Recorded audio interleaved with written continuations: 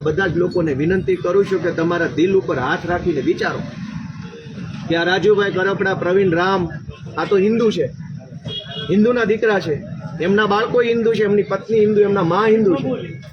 હિન્દુ મુસલમાનના નામે રાજનીતિ કરનારા ભાજપના કડદાઓને શરમ આવી કે નાના એવા હિન્દુ બાળક પાસેથી એનો બાપ દિવાળી ઉપર છીનવી લીધો? તો કયા મોટે હિન્દુત્વની વાત કરે છે આ ભાજપના કડદાઓ?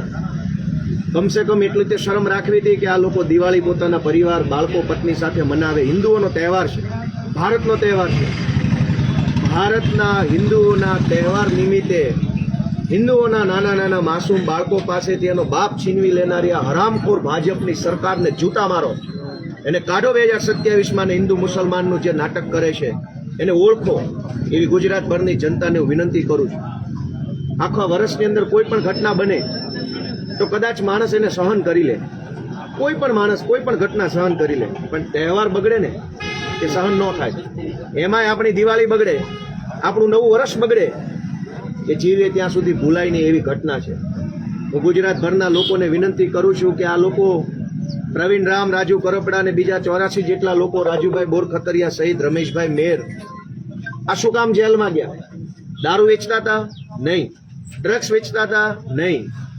આ લોકો રોડમાં કટકી કરતા હતા? નહીં. પૈસા ખાતા હતા? નહીં. ખેડૂત માટે લડતા હતા એટલે એમની દિવાળી બગડી છે. ગુજરાતના ખેડૂતોની દિવાળી સુધરે એટલા માટે જેમણે પોતાની દિવાળી બગાડી છે, હસતા મોઢે જેલમાં ગયા છે, એવા સૌ બહાદુર લડવૈયાઓને હું ખૂબ ખૂબ શુભેચ્છાઓ દિવાળીની આપું છું કે તમારું આ બલિદાન, તમારા પરિવારનો આ સંઘર્ષ એળે નહીં જાય. અમે બેઠા છીએ અને સત્તામાં બેઠેલા તમામ પટાવાળાઓને એટલું જ કહેવાનું છે કે તમારી સરકારમાં જેટલો દમ હોય એટલો દમ લગાવી દેજો. અમે જોઈએ કે અમારામાં કેટલો દમ છે, અમારી માએ અમને કેવા જણ્યા છે.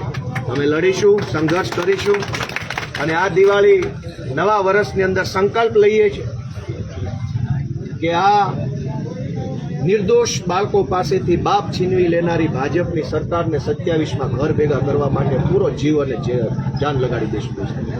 આજે આટલી વિશાળ સંખ્યામાં અમારા કાર્યકર્તાઓ આવ્યા, આગેવાનો આવ્યા, સમર્થકો આવ્યા, ખેડૂતો આવ્યા, એ બધાને હું હૃદયપૂર્વક આવકારું છું, બધાનો આભાર માનું છું અને બહુ ભારે હૈયે, ભરેલી આંખે બધાને દિવાળીની શુભેચ્છા આપું છું. મન તો થતું નથી કે આવી શુભેચ્છા, કેમ કે એવું ટાણું નથી, છતાંય એક ભારે હૈયે હું સૌને શુભેચ્છા આપું છું. ભગવાન બધાનો આત્મા જગાડે, બધાએ પોતાના મનને ઢંઢોળે અને ગુજરાતભરના કરોડો લોકોની અંદર એક ચેતના આવે, એક જાગૃતિ આવે, ક્રાંતિ આવે, દરેક માણસ બેઠો થાય, હિંમત કરતો થાય અને આ તાનાશાહોને ઉખાડી ફેંકવા માટે દરેક માણસ એક પગલું આગળ ભરે, એવી હું ભગવાનને આ નવા વર્ષમાં પ્રાર્થના કરું છું. જય કિસાન, જય જય ગરીબ ગુજરાત. ઇન્કલાબ જિંદાબાદ, જય જવાન, જય કિસાન. હવે થશે વિકાસવાળી નહીં, વિસાવદર વાળી. હા બોલો.